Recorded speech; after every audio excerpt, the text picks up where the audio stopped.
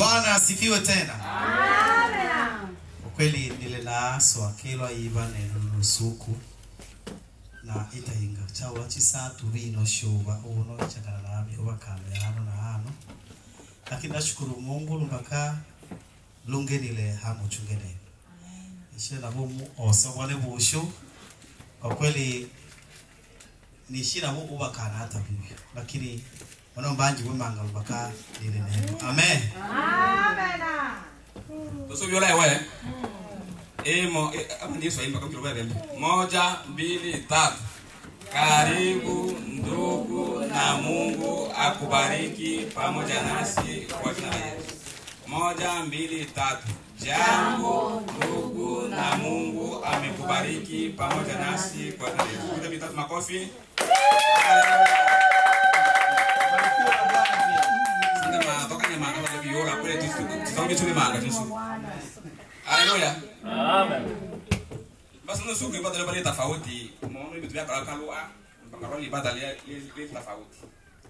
Nusu kutoni ibada ila kana na mbocho neto mchungaji.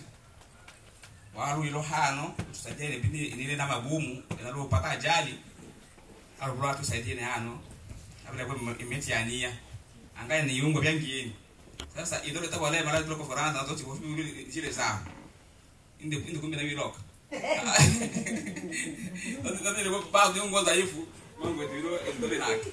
Lakini mwenyewe na kuiloka wao na baro yao ndio zile sawa. Ndio asikasha shoto.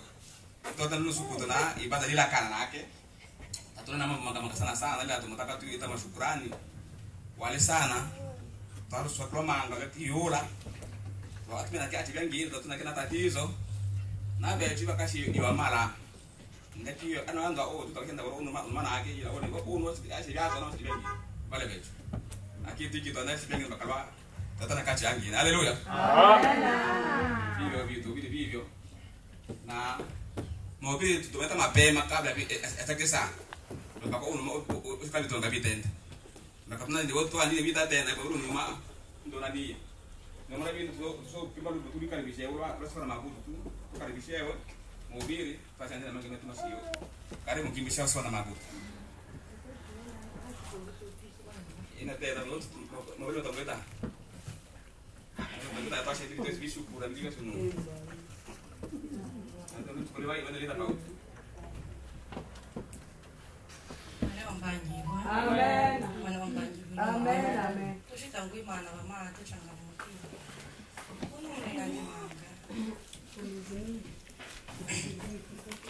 Wa milele Mungu wa baraka ni Yesu.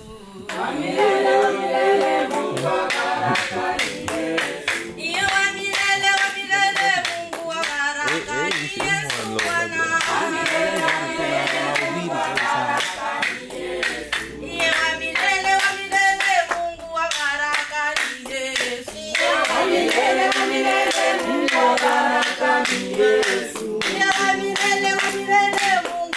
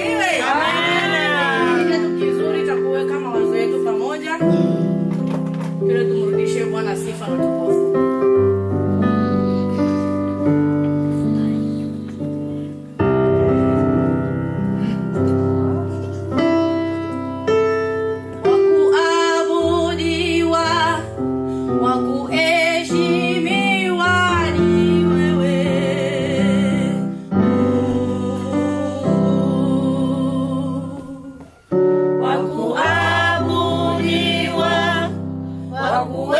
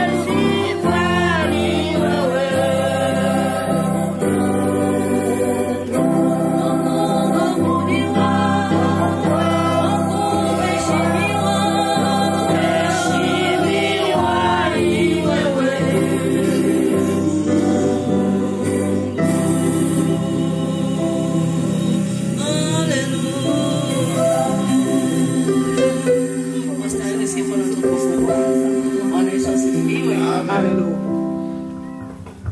Tushangilie kwa makofi. Asante sana Mungu wetu, Mungu akubariki sana.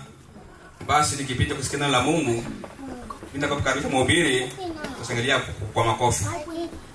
Karibu mchungaji Maketi kwa ajili ya neno. Tushangilie kwa makofi.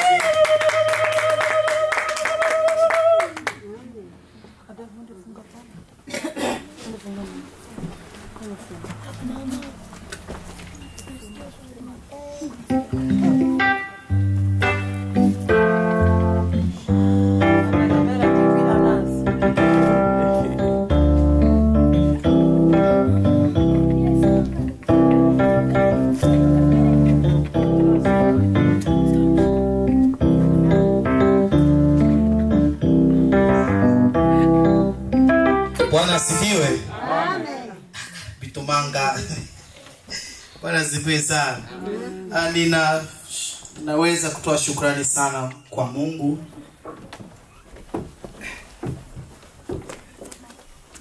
Kwa sababu tena tumepata wakati mzuri wa kumwabudu, kumpa sifa za midomo yetu. Ni wakati mzuri wa neno. Ningetamani nione tumesogelea huku mbele, ili kwa sababu neno la leo tutakuwa tukiongea sote kwa pamoja. Sitamwacha mtu, kila mtu ataongea kwenye hili ibada, ili haya mafundisho. Bwana Yesu asifiwe sana. Tutaongea. Hata kama ni siku ambayo tunaagana, lakini lazima neno ndio kitu cha kwanza.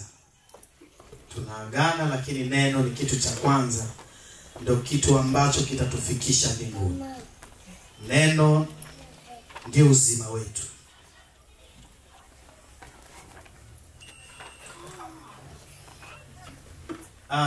Nimefuatilia, nilikuwa nyumbani lakini nikifuatilia mambo huku.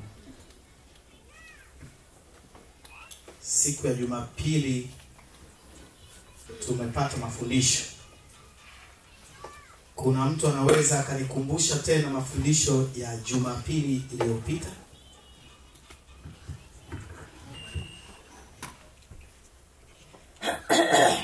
Bwana asifiwe.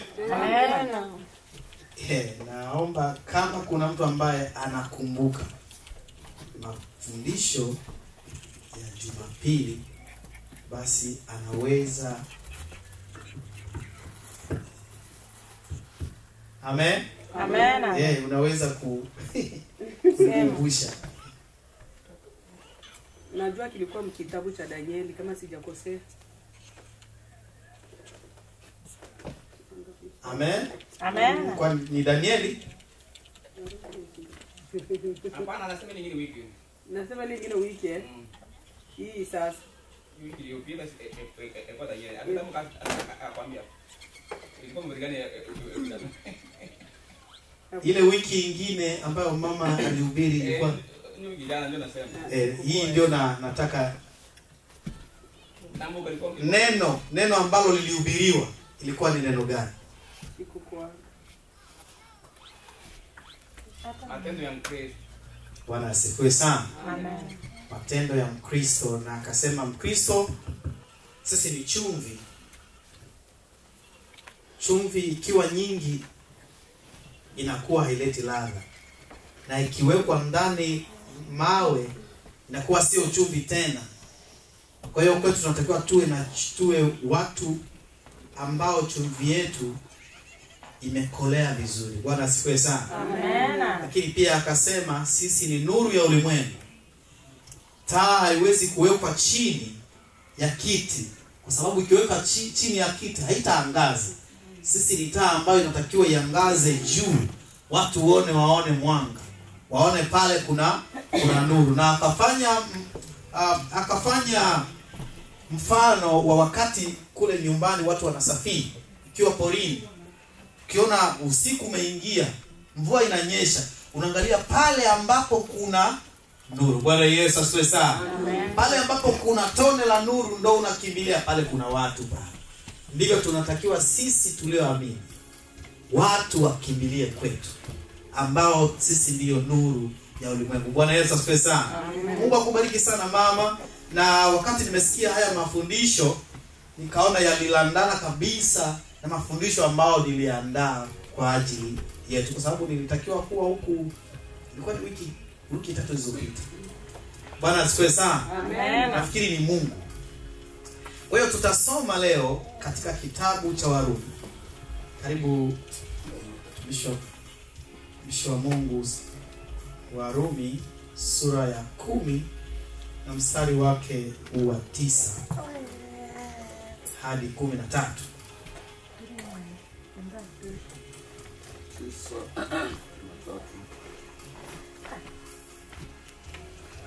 Tunasoma kitabu cha Warumi 9:13.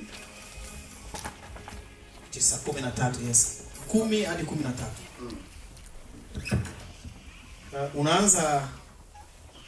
Unaanza 9 hadi 13. Karibu. Tunasoma kitabu cha Warumi 9 hadi 13. Biblia inasema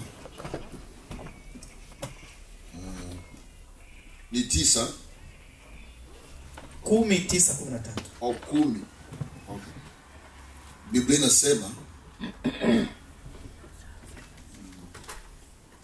kama ukikiri kwa kinywa chako kuwa Yesu ni Bwana na ukiamini moyoni mwako kuwa Mungu alimfufua kutoka kwa wafu, utaokoka. 10. Kwa maana mtu anapoamini moyoni mwake huhesabiwa haki, na anapokiri kwa kinywa chake huokolewa. Amen. Amen. Baba yetu ishie mahali pa kuinuka sana, tunasema asante kwa mchana wa leo ambao Bwana umetukusanyisha tena mahali hapa. Una makusudi mazima kwa ajili yetu, una makusudi mazima kwa ajili ya maisha yetu. Bwana, acha neno lako likatuponye, acha neno lako likatufundishe, acha neno lako likatubadilishe leo. Ninakataa mikakati ya shetani kwa neno hili, kwa jina la Yesu Kristo aliye hai. Shetani akakimbie. Tunahitaji uwepo wa Roho Mtakatifu mahali hapa. Roho Mtakatifu ambaye ni mwalimu mkuu, anayeweza kutufundisha na kile ambacho tusichokijua. Yesu ashuke mahali hapa, nasi tutakuwa chini yako, tutaenenda sawa sawa na nyenzo zako Mwokozi. Tuongoze kwa kila jambo hadi tufike mwisho, katika jina la Yesu. Amen. Amen. Amen. Tumesoma katika kitabu cha Warumi, ambacho ni kitabu kilichoandikwa na mtumishi Paulo katika mwaka wa 56 hadi 58 baada ya Yesu kupaa. Hiki kitabu kiliandikwa wakati Paulo akiwa Korinto. Alikuwa na ziara kule Korinto, na akasikia, kwa sababu yeye alikuwa mtu wa pale Rumi, akasikia mambo ambayo yako kule, ndiyo akaandika huu waraka wa Warumi. Ni waraka ambao una maneno mengi makubwa zaidi ya nyaraka zake zote. Bwana asifiwe sana. Amen. Ni waraka ambao umeandikwa mwaka wa 56 hadi 58. Ina maana baada ya Yesu kupaa juu mbinguni, waraka huu uliandikwa. Kwa hiyo kwa sababu alikuwa raia wa Rumi, alikuwa na wivu wa neno la Mungu. Akaanza kuwatafsiri kwamba namna gani unaweza ukapata wokovu. Anawatafsiri kwamba wakati unakiri basi, na ili andiko ndio andiko kubwa sana katika waraka huu. Katika waraka huu kuna andiko nyingi sana, ila andiko hili la Warumi sura hii ya 10 na mstari wake wa 9 ni kati ya zile andiko kubwa, zile andiko ambazo zina maneno makubwa katika waraka huu wa Warumi. Kwa hiyo leo tutaona neno linalosema maana ya wokovu ni nini. Nini maana ya wokovu? Nafikiri watu wengi wanasema mimi nimeokoka, wengi wanasema wale wameokoka, wengi wanasema lile kanisa limeokoka, wengi wanasema babu zetu walikuwa wameokoka. Hivi kuokoka maana yake nini? Bwana asifiwe sana. Amen. Labda kuna mtu anaweza kanipa jibu lake anavyojua yeye maana ya kuokoka. Nani anaweza kunipa maana ya kuokoka? Nilisema kwamba tutaongea sisi wote hapa leo. Amen. Amen. Tujiruhusu kuongea leo. Nani anajua maana ya kuokoka? Karibu. Bwana Yesu asifiwe. Amen. Kuokoka ni kuachana na ile hali ambayo ulikuwa nayo ya dhambi na kumfuata Yesu na vitu vyote. Bwana Yesu asifiwe sana. Amen. Amesema kuokoka ni kuacha yale uliyokuwa nayo mbele ambayo ni ya shetani na kufuata mambo ya Yesu na mambo na ndio hivyo? Na kumfuata Yesu na mambo yake yote. Bwana asifiwe sana. Amen. Amen. Amen. Nafikiri hilo ni jibu sahihi. Kuna mwingine anaweza kaongezea au anajibu jingine? Mimi nadhani kuokoka ni kumkubali Yesu kuwa Bwana Mwokozi wa maisha yako.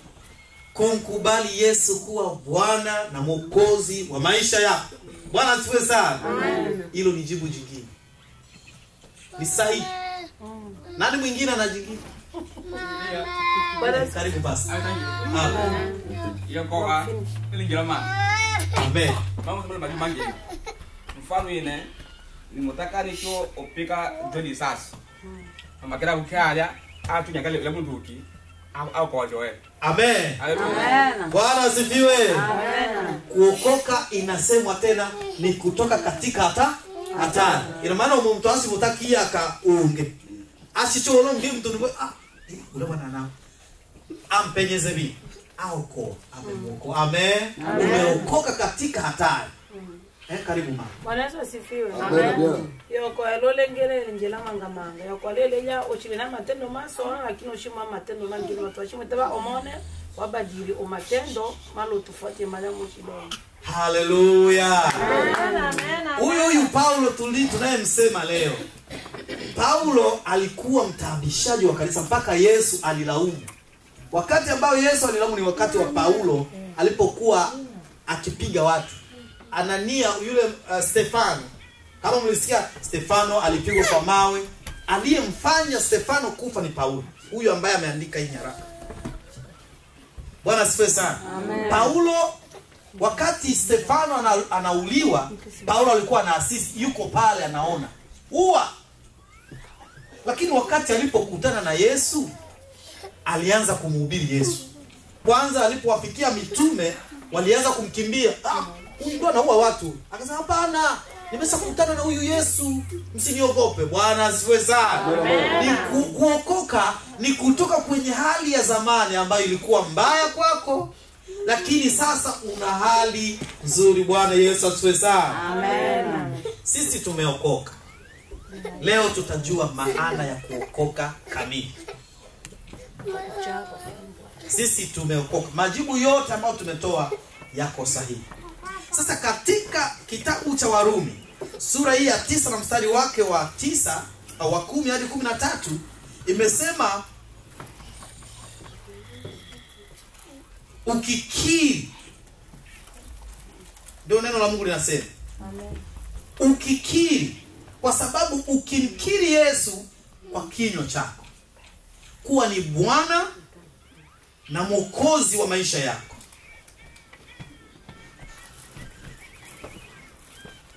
ni Bwana, na kuamini moyoni mwako ya kuwa Mungu alimfufua katika wafu, basi umeokoka. Maandiko yanasema kwamba wakati unakiri Yesu kuwa Bwana na Mwokozi wa maisha yako, hapo umeokoka. Kwa sababu hata kukiri sio rahisi. Watu wanashindwa kumkiri Yesu kwa sababu ule uwezo hawana. Shetani amewafunga na hawawezi kutoka. Hawawezi hata kumtaja Yesu. Kukiri sio jambo rahisi. Nafikiri kukiri ni kitu muhimu sana. Hata sisi ambao tunapendana wanaume, ili umpende mtu lazima na wewe ukiri. Tebile hiyo lakini. Ndio. Obo yana zote na uona. Ukiri. Ewe na akakiri no. Ngira uona. Bwana asifiwe sana. Amen. Kwa hiyo ukiri, katika ukiri kuna nguvu fulani ambayo huwezi kuelewa. Katika kukiri, hata msamaha bila kukiri, msamaha huonekana. Wakati unasumbuliwa na kitu, kuna dhambi fulani ambayo mtu amekutendea, ukikiri kwamba nimekusamehe, au akikiri kwamba nisamehe, ile yote, ile vitu ambavyo ulikuwa unajisikia moyoni kwamba vile ukimuona hutaki hata hizi ambayo imedema kwake kudema, unaona ile hali yote imepotea. Unajua kwa nini? Kwa sababu katika ukiri kuna nguvu ya ajabu sana. Usikose kumkiri Yesu kuwa Bwana na Mwokozi wa maisha yako. Bwana Yesu asifiwe sana. Ndilo jina pekee ambalo tuliachiwa, kwamba kila goti lipigwe kwa jina la Yesu. Kukiri ni kitu ambacho kwa wale ambao walijui hili jina wanaweza kusema kwamba ni upotovu, tunapoteza muda. Lakini sasa katika sisi ambao tumesema kwamba tumeokoka, zamani tulikuwa watawaliwa wa shetani, sasa hivi mkuu wetu na mmiliki wetu ni Yesu. Bwana asifiwe sana. Amen. Lazima tukiri. Usione aibu wakati unamkiri Yesu.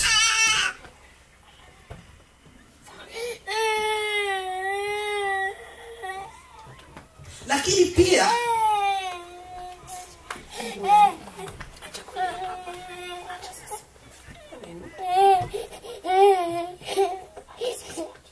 katika safari ya wokovu hii ambayo tunasema nimeokoka, tumesikia nikitupa macho sana, utakuta kuna makanisa makubwa. Mchungaji kabisa ana makanisa makubwa, yeye ni askofu, ana makanisa karibia 100. Kuna mwingine ana kanisa ya watu 3. Na wao wanasema, je, yawezekana wale wa watu wengi ndio wameokoka? Je, nikiwa mchungaji hivi nimeokoka kwa sababu niko mchungaji? Kwa sababu wewe ni mama wa kanisa? Kwa sababu kwa sababu mimi naimba vizuri, nina sauti nzuri, hapo nitakuwa nimeokoka? Kwa sababu mimi najua kuomba sana maneno ya kumshtua Mungu, je, hapo mimi nimeokoka? Au kwa sababu mimi ninafanya miujiza, tunaona miujiza mingi sana inatendeka kwenye mitandao ya kijamii, kufanya miujiza, je, hiyo ndio kuokoka? Bwana asifiwe sana. Nafikiri tunaanza kuona kuokoka kidogo kidogo. Tutafika hapo. Kuokoka haijasema eti kwa sababu una dini kubwa, watu wengi, eti umeokoka. Nasikia hata kwenye TV kifungulia inasema watu waokoke, wachungaji wanasema, hii kuokoka ndio nini? Kuokoka, je, ni wale maaskofu au ni papa wa Roma ndio ameokoka? Jibu liko hapana. Bwana asifiwe sana. Kwamba njia ya wokovu inaanzia katika kumkiri Yesu kuwa Bwana na Mwokozi wa maisha yako. Bwana asifiwe sana.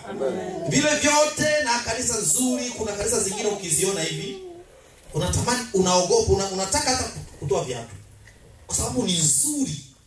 Inawezekana kila anayeingia huko ndo ameokoka? Hiyo haijaleta jibu la ndio.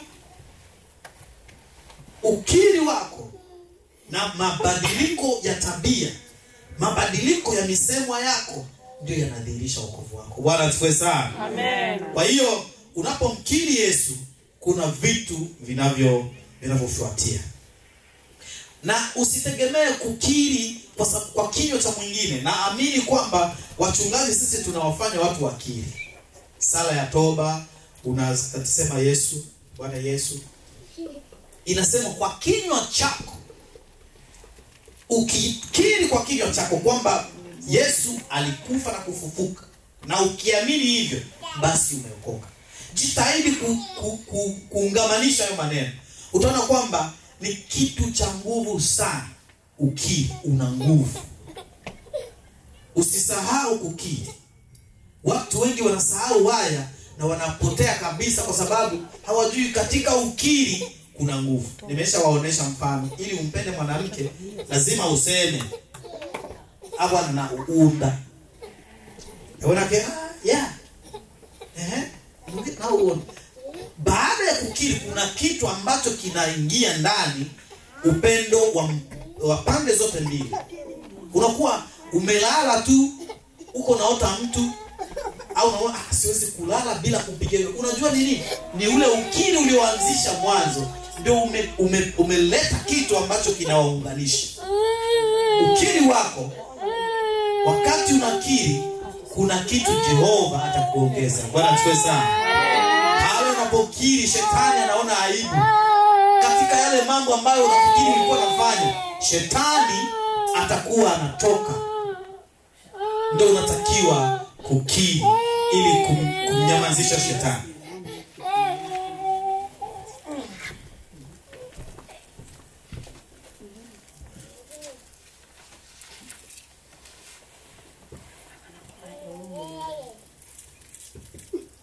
Sasa basi tumesema kwamba wakati wowote tunasema kuokoka inaendana na nini? Na ukiri. Naenda taratibu ili uelewe kuna hatua gani tunavyoendea wokovu wetu. Katika ukiri wako kuna vitu ambavyo lazima uvifanye. Lazima hata kama unakiri leo lakini haijatosha. Utakiri lakini bado kuna vitu. Unaweza ukakiri leo Yesu ni Bwana na Mwokozi kwa kinywa chako, lakini bado unaendelea na uzinzi. Unaendelea na uchawi. Unaendelea na kutukana watu na kuteta na kuleta uchonganishi na kiburi. Umekuwa na chuki, umekuwa mgomvi, umekuwa mtu ambaye hutaki kuunganisha watu. Uko kukiri itakuwa ni maneno tu, hayana ule uvuvio wa Roho Mtakatifu ambao unaweza ukatengeneza kitu cha uwepo wa Roho Mtakatifu.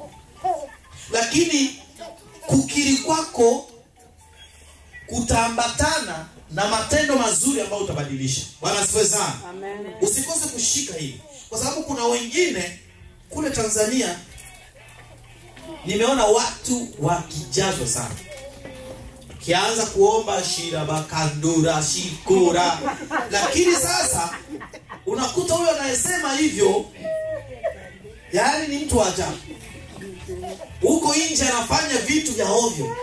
Lakini akifika kanisani kuomba kidogo shikora, shira toka, yani inakuwa kila mtu anasema hivyo kanisani. Kanisa limejaa fujo. Amekiri, je, hakuna mabadiliko? Wakati anaona haya majengo ya kanisani, vyombo, nini, mziki mzuri, anajazwa na Roho. Yule Roho sio wa kanisani tu. Watu waone Roho Mtakatifu kwako hata ukiwa nyumbani. Bwana Yesu asifiwe sana. Amen. Ukiwa kazini, huyo Roho Mtakatifu naye mjazo kanisani aonekane kazini, aonekane kwa majirani, aonekane kule kwenye Mbondo, aonekane popote pale unapogusa. Bwana asifiwe sana. Amen. Ndio hilo nuru tulioambiwa kwamba watu waanze kuiona. Hiyo ndio inaambatana na ule ukiri wako. Bwana asifiwe sana. Amen. Matendo yako yaoneshe kwamba ulimkiri Yesu aliyekufa kwa ajili yetu. Matendo tu yaanze kuonesha, wasiambiwe. Kuna vitu ambavyo watu hawawezi kuambiwa. Watu watakuona na wataelewa. Huwezi kujiexplain kwamba mimi nimeokoka. Hutajiexplain hivyo vyote. Wakati matendo yako yameshabadilika, hutakuwa maelezo hayatakuwepo. Ni vizuri sana kukiri na kufanya kazi kwa ajili ya mabadiliko yetu. Some Tito sura ya 1 mstari wa 6.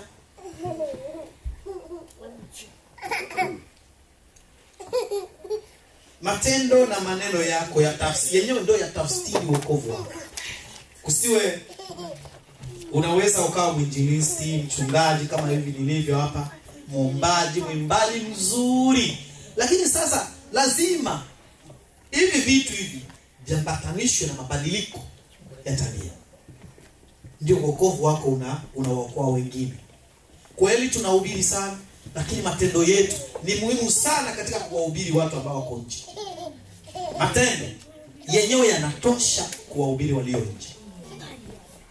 Bwana Yesu asifiwe sana. Amen. Naamini kuna mtu anasaidika hapa kweli. Bwana asifiwe sana. Amen. Naamini tukitoka hapa tutaelewa maana ya kwa. Karibu Tito. Tusoma kitabu cha Tito sura ya 1 mstari wake wa 6. Biblia inasema mzee wa kanisa asiwe na lawama yoyote, awe mume wa mke mmoja, awe ni mtu ambaye watoto wake ni waamini na wala sio jeuri au wasiotii. Amen. Bwana Yesu asifiwe sana. Amen. Umesoma Tito.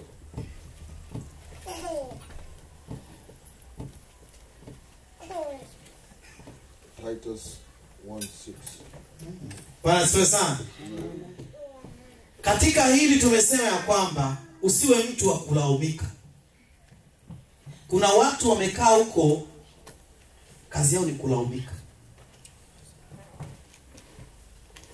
Watu wa dunia wanakulaumu kila saa. Wewe mtu ambaye unaingia kanisani, you need to be careful with this. 1:6. Biblia inasema kwenye Timotheo kwamba ukitaka kazi ya uaskofu, watamani kazi njema, si ndio? Basi usiwe mtu wa kulaumika. Ndio kitu cha kwanza ambao wamesema hapa. Sisi wote ni maaskofu, sisi wote ni viongozi, sisi wote ni wachungaji. Sisi ukishamkubali Yesu kuwa Bwana Mwokozi wako, haya mambo ya kulaumika hayatakiwi kutajwa kwetu. Bwana asifiwe sana. Amen. Yasitajwe kwetu. Hata ndani ya nyumba msiweke swala la kulaumiana. Usikubali mwenzako akulaumu. Akulaumu kwa nini akulaumu? Uone kama kuna kosa, na kama kikulaumu hakikisha unafanyia kazi kila anachokulaumu. Bwana asifiwe sana. Amen. Kulaumika sio kitu cha sisi tuliookoka. Unatakiwa kutendea kazi wokovu wako. Unakuta mtu kuna baadhi ya vitu ambavyo sisi ambao tumeokoka tunaingilia. Mfano, waliookoka tumeingia kuwa president wa Baboni. Yeye aliyeokoka tena ameanza kuvuruga vitu. Yaani inakuwa ukiokoka na ukipata sehemu ya kutumikia community yako, hakikisha vitu vinaenda sawa sawa.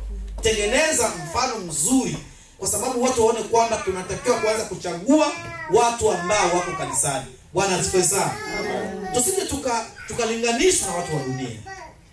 Amen. Amen. Kuna mifano mingi ambayo tunaona watu wa dunia Bashimuma hapa wakija kwangu, kama kwangu mimi ameoa kwetu, akifika pale mimi nampa kuku, anauliza ewa mtalewa ndo Bashimuma, hakuna Bashimuma wengine, hii kuku siwezi kuimaliza. Mungu biwa kuku siwezi kuimaliza mimi mwenyewe, lazima Bashimuma wengine waje. Bwana Yesu asifiwe sana. Ndio watu wa dunia.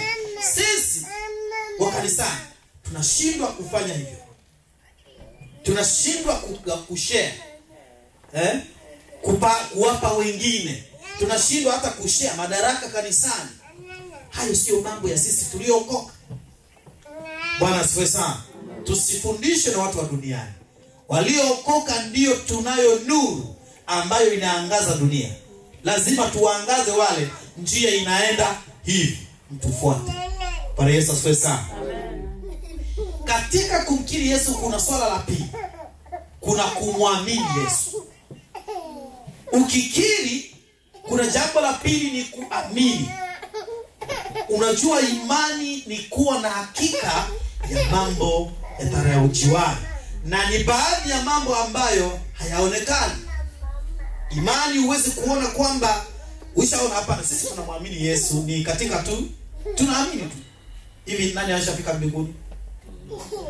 Tunaamini neno. Tunaliamini neno. Neno likikwambia kwamba usiibe, na usiibe kwa sababu ndo neno ambalo tumeamini. Bwana Yesu asifiwe sana. Kuna watu wameamini bandia. Hawaamini. Wako tuko nao kanisani, lakini hawaamini kabisa kile tunachokifanya kanisani. Hebu badilika basi, kwa sababu wokovu wako unaendana na matendo unayoyafanya. Huwezi kuwa kanisani unaomba lakini uamini unachoomba. Unaamini kwamba kitatendeka. Mungu Baba, tunaombea fulani apone. Wewe unaomba na mashaka kwanza. Eske huyu fulani atapona? Unaamini kweli atapona? Hapana. Hatapona. Kwa hiyo katika wokovu wetu lazima tuwe na imani ya ukweli. Bwana asifiwe sana. Unapoombea mtu hakikisha umeamini kwamba hivi ninavyofanya itafanyika kwa jina la Yesu. Watu wengi wanashindwa kupata majibu yao kwa sababu ya kukosa imani.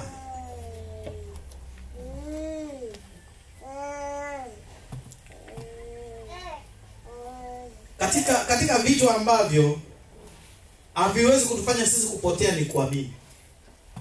Hebu soma Yohana 13. Yohana 3 mstari wa 16 hadi 18.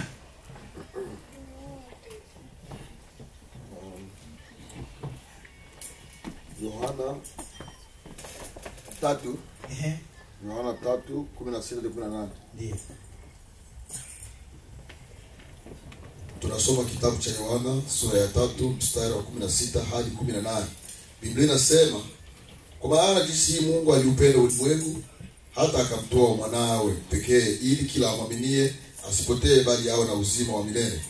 Maana Mungu hakumtuma mwana ulimwenguni ili auhukumu ulimwengu, bali ulimwengu uokolewe katika yeye. 18.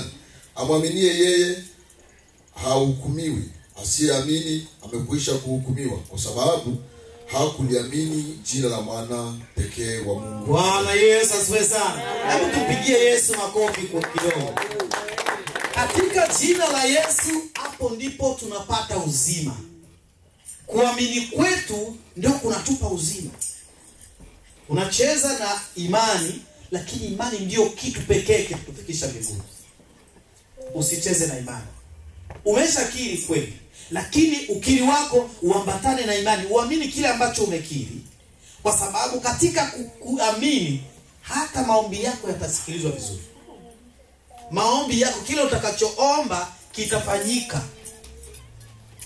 Unajua siku hizi kuna vitu vingi vinatendeka sasa hivi.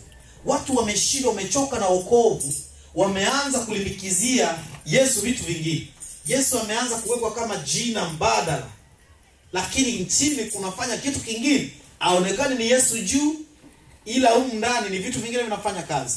Ile yote ni shida ya kutokuamini jina la Yesu. Hauamini kwamba Yesu anaweza kutenda. Bwana asifiwe sana. Amen. Tunaamini Yesu alifanya mifano mingi, miujiza ya ukweli ambayo watu hawakutazamia. Na kipindi kile yawezekana watu walikuwa hawana ile nani ya miujiza. Walianza kuona mtu ambaye ana miaka 38 chini amesimama na kutoa godoro lake na kuondoka. Ni miujiza ambayo wao walikuwa hawajawahi kuona. Yesu akasema, nyie mtafanya mengi zaidi ya haya niliyofanya. Na ni kweli. Bwana Yesu asifiwe sana. Amen. Ni kweli. Kwa leso Paulo alifanya vitu. Leso watu walipona maelfu. Kwa hiyo jina la Yesu ni jina la kuamini. Tunapokiri jina hili, tunatakiwa kuliamini pia kwa sababu lina nguvu. Lina nguvu. Na ndipo katika ukiri huu na katika imani hii ya jina la Yesu ndipo tunapopata uzima. Biblia imetuambia vizuri katika Yohana sura ya 3 na mstari wa 18. Amwaminie mwana yuna uzima wa milele, asiamini amesha hukumiwa. Kwa hiyo lazima tuamini haya maneno ya Mungu ambayo ndiyo kioo chetu cha kujiangalizia. Bwana Yesu asifiwe. Bwana Yesu asifiwe sana. Amen. Na watu wengi sana wataenda kuzimu kwa sababu ya kutokuamini. Kutokuamini tu kutakufanya wewe unaenda wapi uchika. Lakini ni nzuri Mungu ametufanyia uwema wa kutupa wachungaji, watu wa Mungu wamekuja ili kutukumbusha kwamba katika imani ndiyo sehemu pekee tunaweza tukapata badiliko, tunaweza tukapata afueni. Yakobo sura ya 2 na mstari wa 14 tusome pale. Ni kwa sababu ya imani yetu.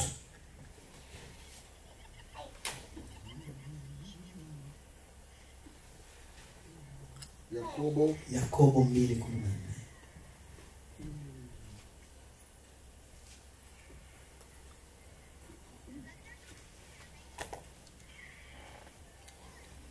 Haujaipata?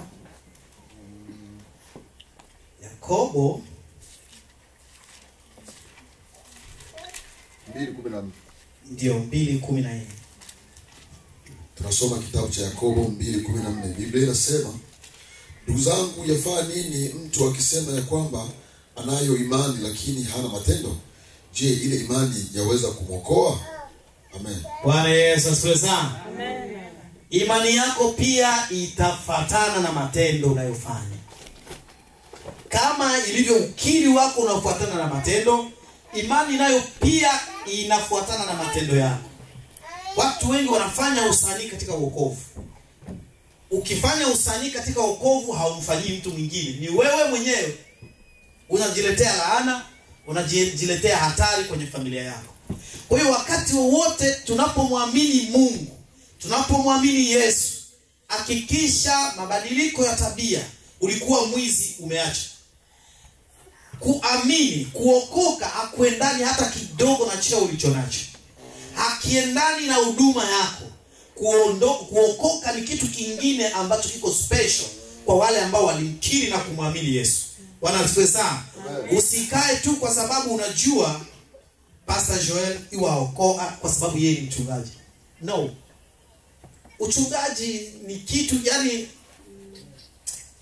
sijui niseme aje, ni kitu tu. Ni cheo tu cha kawaida. Hakiwezi kunihusisha kwenye wokovu. Hakinifikishi mbinguni kuwa mchungaji. Ni huduma tu kama nyingine. Kama ulivyo uimbaji, uinjilisti, mwalimu. Ni utumishi kama mwingine. Umama wa kanisa, wewe ndio papa wa Roma yule, hiyo haileti wokovu hata kidogo. Hata utaheshimiwa, kwa sababu mtu wa kwanza kuheshimika hapa duniani anaweza kuwa papa mchungaji. Kwa sababu papa anaheshimika sana. Akifika hapa nafikiri kuna change fulani. Lakini hiyo haifikishi mtu mbinguni. Hii nairudia mara nyingi. Cheo chako, uzuri, kuna wengine wanajivunia uzuri, wana sura nzuri, wao ni warefu, sisi ni wafupi. Hiyo haina chochote. Mabadiliko ya tabia. Bwana asifiwe sana.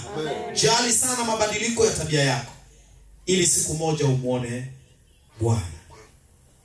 Kuna kiwete ambaye alikuwa naomba na alikuwa kiwete, kipofu. Alikuwa ni muombaomba. Anaomba. Jamani, niwekee hata $1 hapa. Niwekee. Siku moja Yesu akatembelea sehemu ambayo alikuwa anaombea. Akamuomba Yesu. Yesu akafanya tope, akamweka kwenye macho, akaona. Sasa yule kipofu, ni katika Yohana 9:8. Aliporudi nyumbani, kule nyumbani watu walianza kumshangaa. Sio yule mwenyewe alikuwa anaomba huyu. Alikuwa anaomba pale mlangoni. Mimi nimekutana na Yesu na kitu naweza nikasema tu naanza kuona. Bwana asifiwe sana. Kitu ambacho naweza kusema, nimekutana na Yesu na Yesu amenifanya mimi nikuone. Amen. Yule ambaye ameokoka, amekutana na Yesu, lazima watu nyumbani wajiulize, umekutana na nani? Bwana asifiwe sana. Mbona umebadilika? Lakini sio mtu uko hapa, lakini watu hawachagui, hawakutofautishi na watu wa dunia. Bado wokovu ni kitu kingine. Lazima uoneshe mabadiliko. Watu wasiambiwe kuhusu wewe. Watu wawe na muonekano wako, waseme hayo maneno ambayo umekuja kuniambia sio mimi. Siku hizi mbili tu, niseme 2023, kuna binti aliambiwa taarifa zangu. Nilikuwa nafanya kwenye kampuni moja. Sasa huyo binti ni Mnyarwanda. Alianza kuambiwa na mwenzake Mnyarwanda kwamba Joel iko naenda kushtaki watu kwa supervisor.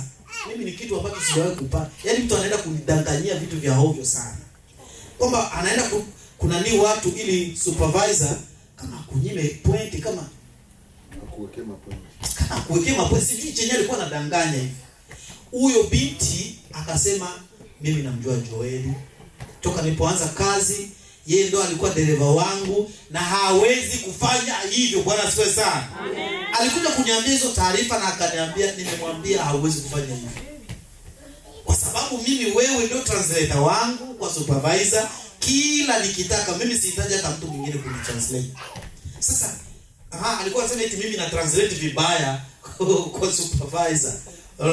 Kwa hiyo tafadhali sana watu wa kutafsirie, watu wa kuongelee kwa sababu ya wokovu ambao uko nao. Amen. Wakikuongelea hutakuwa na la kusema, wewe utakaa kimya kama vile alivyosema Musa alipoambiwa na Mungu.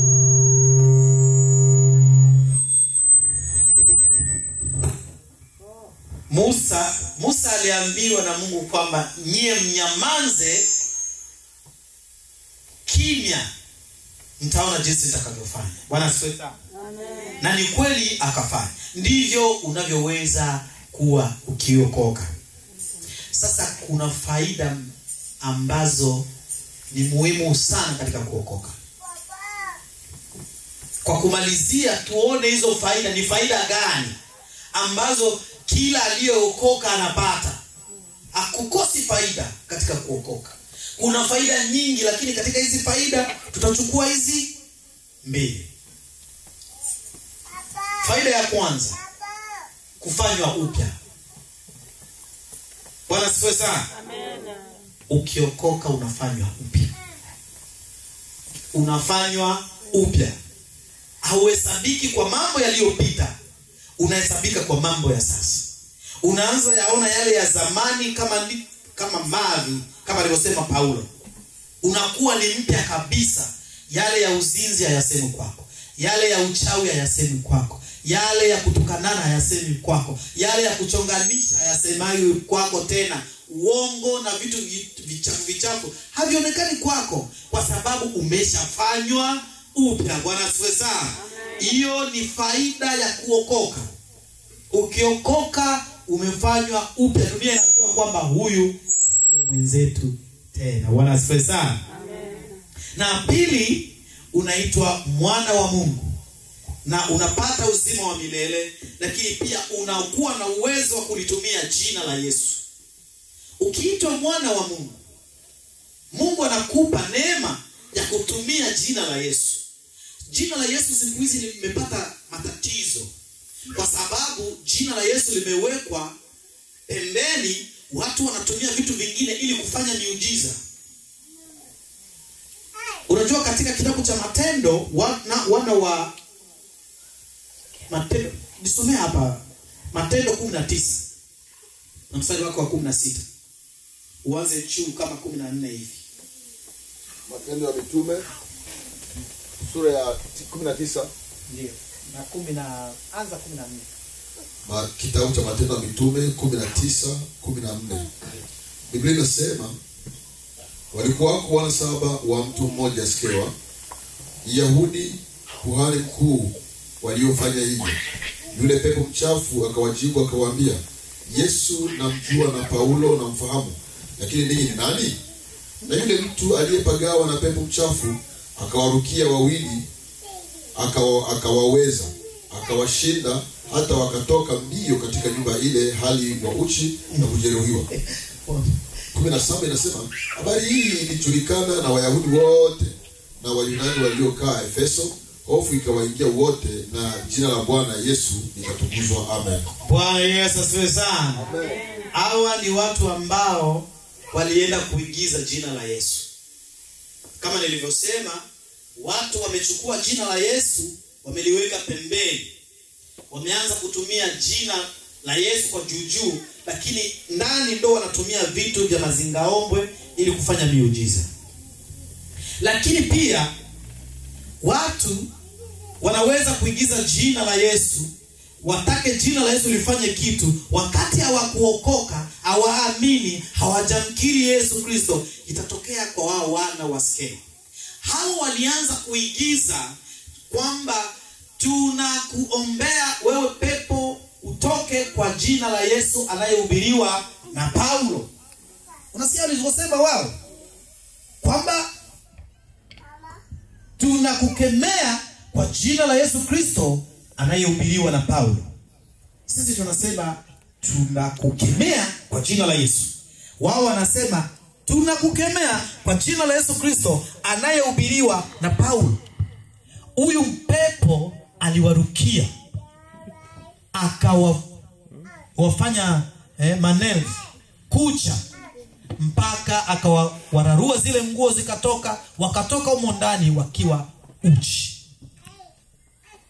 Kwa sababu yule alisema huyo Yesu anayehubiriwa na Paulo namjua.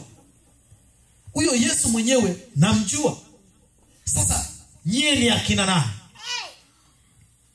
Kwa sababu sio watu wa mlengo huu walibaki uchi. Bwana Yesu aturumie sana. Sisi ni watu ambao tumeokoka.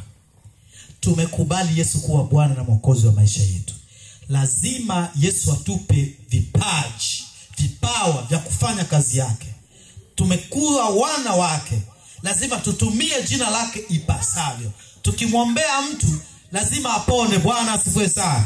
Tukifanya chochote tutakachokiomba kwa ajili ya kanisa letu lazima kitendeke, kwa sababu tumepata neema ya kupewa vipawa vya Roho Mtakatifu.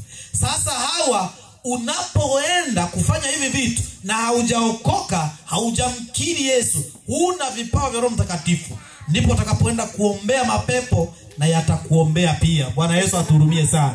Mapepo yatakushughulikia. Hebu tubadilike. Bwana asifiwe sana. Tabia zetu zibadilike, mienendo yetu ibadilike. Kila kilicho kibaya kwetu, kinachoendana na shetani, tukibadilishe na Mungu atafanya kazi kwetu. Bwana Mungu awabariki sana. Amen. Amen. Naomba tusimame ili tuombe pamoja. Yapo mambo mengi ambayo sisi tunapitia hadi tunachoka na imani yetu inatikisika. Ukiri wetu unaonekana hauko kitu chochote, kwa sababu tumefikiwa na shida. Kila mmoja ajiangalie maishani mwake, nini ambacho kinatikisa imani yake. Unajua imani ndio itakayotufikisha mbinguni. Na imani ikitikisika, tutakuwa tumepoteza ulokole wetu. Hatutaki kupoteza kile ambacho Mungu ameweka ndani yetu. Kwa hiyo kila mmoja ujiangalie na umwambie Mungu kwamba leo ninahitaji uirudishe imani yangu, unipe nguvu za kukuamini wewe peke yako kuliko kutangatanga kwenye hii dunia. Bwana Yesu asifiwe sana. Wakuabudiwa, wakuheshimiwa ni wewe Mungu. Wakuabudiwa, wakuheshimiwa ni wewe Mungu. Wakuabudiwa, wakuheshimiwa ni wewe Mungu. Wakuabudiwa, Baba, heshimiwa ni wewe Mungu. Wakuabudiwa, wakuheshimiwa ni wewe. Hebu tuinue mikono hivi tuende mbele za Bwana. Baba yetu unayeishi mahali pa kuinuka sana, watoto wako wa kike na wa kiume tuko mahali hapa, tunakuhitaji sasa Bwana. Neno lako limeshuka, neno lako likwetu sasa. Tunahitaji neno lako litubadilishe. Tuhakikishe kwamba tumetafsiri wokovu wetu katika matendo. Kipi kinachotufanya sisi tuharibu imani yetu kwako? Kipi kinachotufanya sisi tuharibu mapenzi yako kwetu? Tunahitaji Roho yako Mtakatifu Bwana. Kila mmoja ampokee, ili imani yetu iwe thabiti kwako peke yako Bwana. Kila tutakachoomba kwako kitimie kwetu. Kila tutakachokifanya kwetu Bwana kiwe kimetoka kwako Jehova. Tunakataa mikakati ya shetani inayoweza kuyumbisha imani yetu, inayoweza kuyumbisha ukiri wetu, inayoweza kuharibu familia zetu. Imani yetu Bwana tunahitaji ije kwako Mwokozi. Peke yako ndiwe uwe mfalme wa imani yetu. Tukuamini wewe peke yako katika wote walio duniani, katika vyote vilivyomo hapa duniani. Tunahitaji kukuamini wewe peke yako, na vile ambavyo Bwana ambavyo sisi hatuna tuvipate kwa sababu ya imani yetu kwako. Asante sana Bwana Yesu, kwa sababu watu wako tuko mahali hapa. Tunakuhitaji Jehova, wa dada hawa, wa baba hawa, wakubwa wote waliomo mahali hapa. Jehova, ukainue imani yao Bwana, ikawe imani ya kutikisa milima. Asante Bwana kwa sababu utatenda zaidi ya maombi haya, kwa utukufu wa jina la Yesu Kristo aliye hai.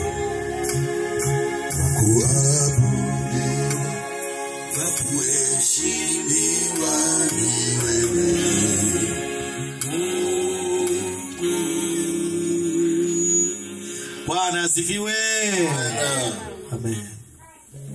Kama utataka basi kuongea na mimi, basi kabla nitakuwa sijaondoka, basi tuonane ili tuone Mungu anaweza kufanya. Mimi tuombe na wewe ili Mungu afanye kitu kwako, na Mungu akubariki sana. Amen.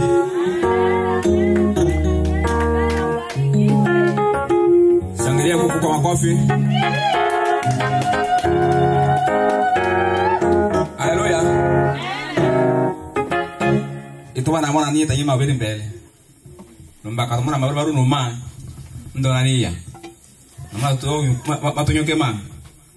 Na ndo patana imikambo ngali motwa le na shaba mwe kwinga bado bashabile yo ile kitame muchunge tu. Ndo mwana akosi yo mwanzo mwanzo mpaka ngibira chura. Na Mungu kwa ke shaba. Matendo metu mamu twalonga tetiro akyo. Amen. Mamu tutochanga makara mutu matendo. Tubadirie. Haleluya. Amen. Basi mumbishaji tupimbo wa sadaka. Tupimbo wa sadaka. Sema vile. Dawa.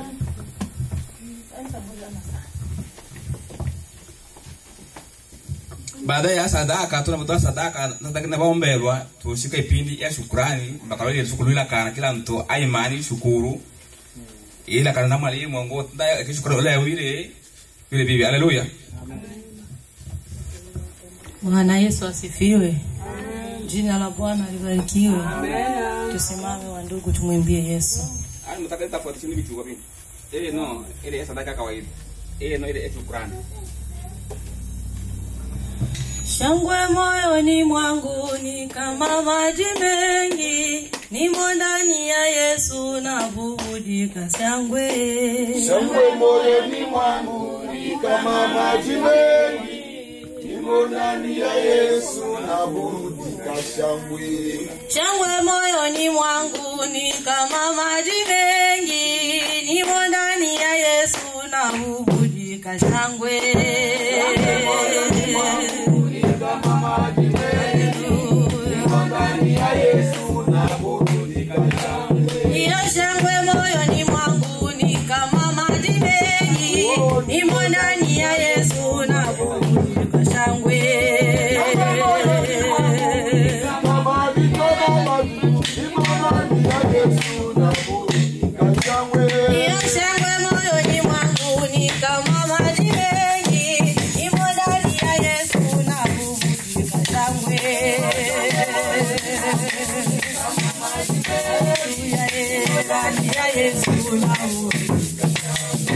Shangwe moyoni mwangu ni kama maji mengi, nimo ndani ya Yesu na bubujika shangwe.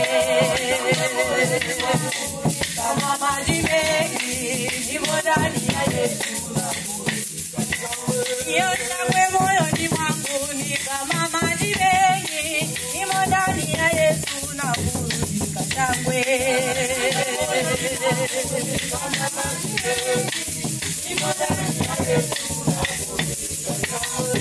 Shangwe moyoni mwangu ni kama maji mengi, changwe. Nimo ndani ya Yesu na iyo changwe moyoni mwangu ni kama maji mengi. Nimo ndani ya Yesu na burudika changwe. Nimo ndani ya Yesu na burudika changwe moyoni mwangu ni kama maji mengi. Nimo ndani ya Yesu na burudika changwe. Nimo ndani ya Yesu.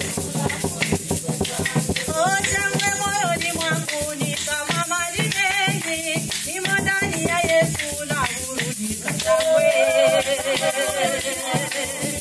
Maji mengi, nimo ndani ya Yesu.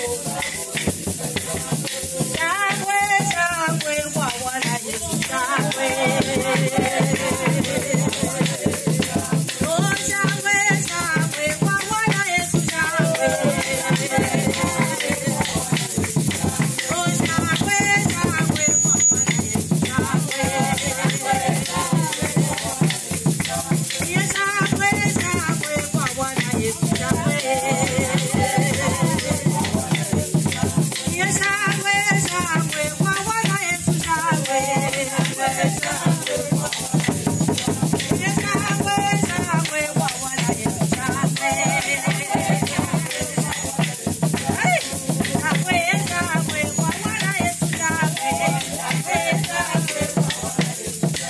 Yes, changwe, changwe kwa Bwana Yesu changwe. Mali ya ngoma. Iya, iya, iya, iya, iya. Mwambie Bwana Mungu wako Bawila la lola Bawila la lola. Ni wale mbaya ya lema Lema ya lema. Yes, changwe, changwe kwa Bwana Yesu changwe. Yes, changwe, changwe kwa Bwana Yesu changwe. Changwe, changwe kwa Bwana Yesu changwe. Haleluya, haleluya. Sifa haleluya. Haleluya.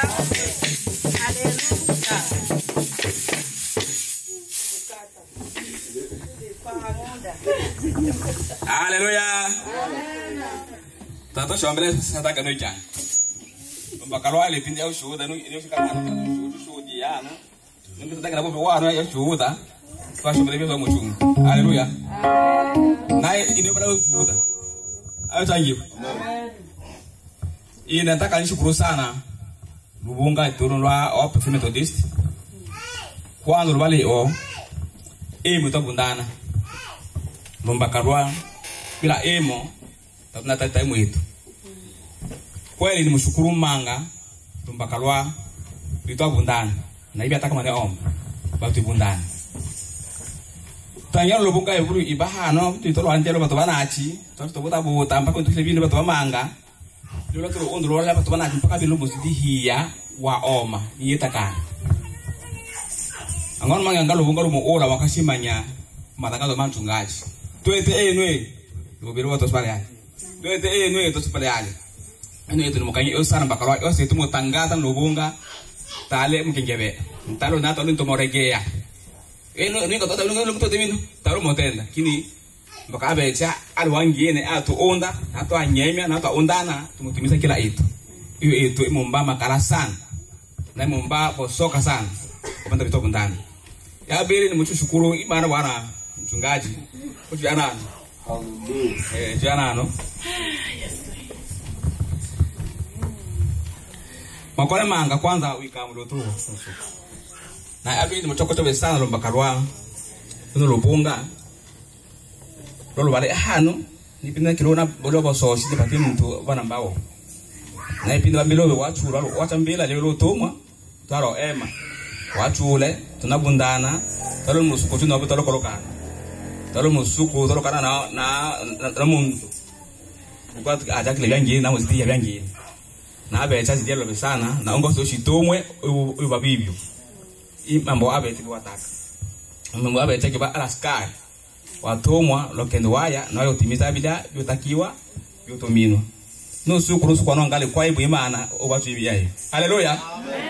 Nusuku kwa himo kema mikutano obatu ibiyaye na tolo ngoro sukulo la hano ntoli mana ano ni buine ibina ndoto sana ikemba no gunto sana itumia naki nampaka nusuku yudo le ano wilo suka wo romba kalo bichira watu le ano ngele kendo tataja kutu ni mndama ngasuko manga wetalo taka unga ishope naki na swakula manga mpaka nusuku iko le hao mwingirana ngalo unge kanisa lakini yungwa jole achu lakini ndo ninakina ndoto suku manga ya chabura mpaka nusuku yapo ndakwaye nusuku yapo ndo kanisa makolo laba sana na makolo mule unose sana iyo leti alubalo sana nataka nikoche lubunga omiambo muambwa wana ibwe man yeye mbo.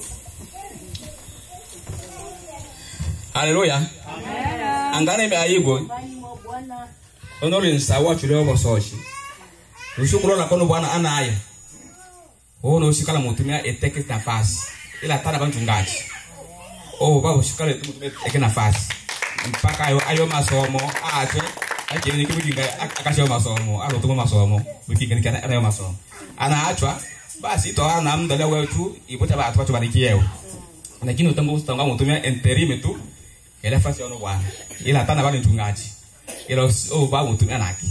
Haleluya. Tunataka ni mimi nusuku Mungu unaona inishiliano mwenelewa mtakana tangazo mwenye wewe uwe nafasi ya joli maketi nusuku ila tana abarikiwa iba mchungaji mchanga process ta iba mchungaji hiyo tunataka ni wewe umelea kanisa na kanisa emanye bakoro wada bino ile koloke ana tutonya tele ngo suki etiti tunya to lakini tale wewe to sito olankasta wewe to ndo ya Uni wewe tu. Ndio tonya mio ndio tonya mio no. Amen. Tonya mio ngole ya. Amen. Haleluya. Amen. Bila bija nikanyima na kina mama, chini mtu mumo na otu. Mkanya ngalo simzima. Umiambo to mundana mutunga na mtungaji wetu. Yanda mikutano lwetana, yanda bila bya lwetana, yanda mpaka nusuku. Ni ngora ndio wenga kamini ingia na chikio skutu bole ala nutu mio tete. Muito por cima que estou hoje não, porque depois eu estou hoje não. Aleluia. Kwani mswaki wa makasana. Basi shi changa wapita na bali kamili tenda. Baada ya pita mkali tenda kina mama amini kamili tenda. Lele shukrani. Aleluya. Amen. Na chino suku chionge byangene. Na wane mwenge ole obuchima. Ni omenenye yuna abecha na suku chato soso inachawa. Amena. Amen. Wonte manile na malinga mangine nione ni olele suku chose achinga nile na obolebo ongo Bole mulwanya chuba ochuba kemba nilemu oya nilemu oya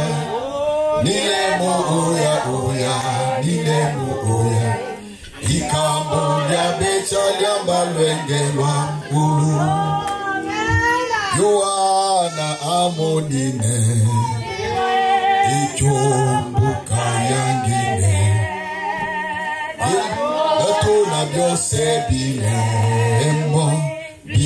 mulanga kema nile abwe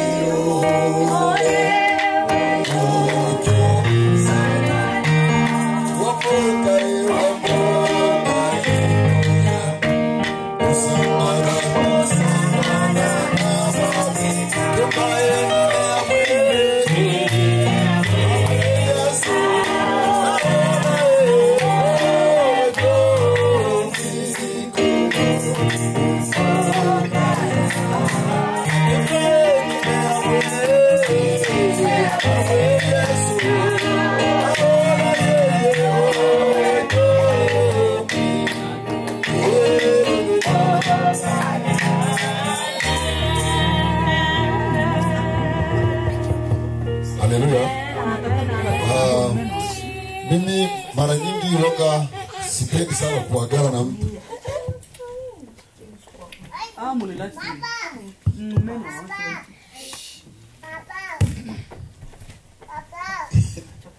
Amena.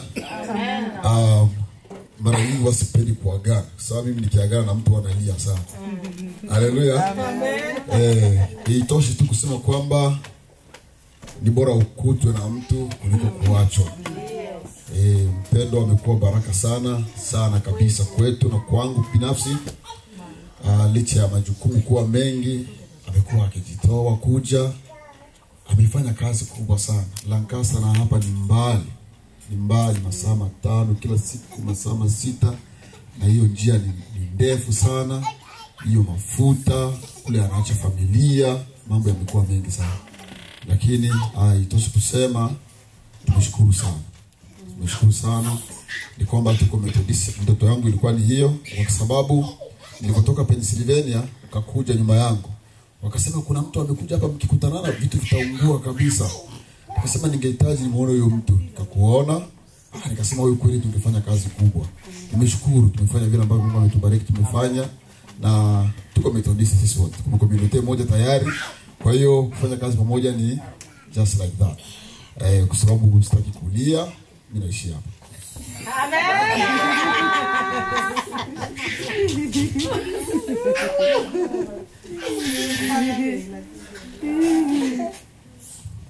Abetanyiwe. Amen. Abetanyiwe. Amen.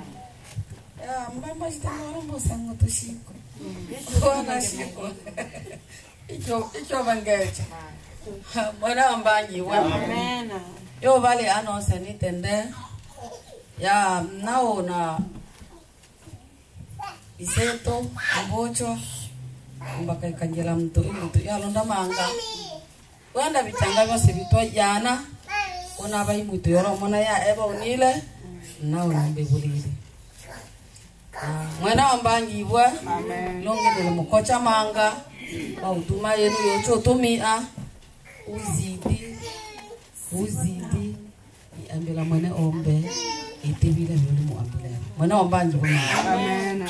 Apana oba emu eto elia ina bashochi bela obe ama iyo tola ubunu ya molo o etakane I ora la mwana ombe etebile bya undu. Apana ole ambaka ona shinato mwa bafalo na bino binayo maliza bafalo ele ni shinato. Niso tangu yana bino ni elu yo. O acha mwana ombe ta ole likizi. Mwana ombangiwa. Bila bitwanji che bitolu itangaye mpaka lobe lusukulushi. Abe chanji. Amen. Toke mbelu yemulwa ebembe. Nene no mwana. Ikana na mama bele na bibili.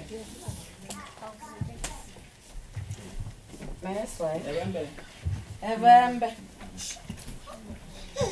Basi boche iyo wanja. Lingi tu basi. Nasi mungu andoe. Imane toke mbele mane ombe bana batane to makane na mbore solo Simameni Monya Yesu aolonya tamese alewe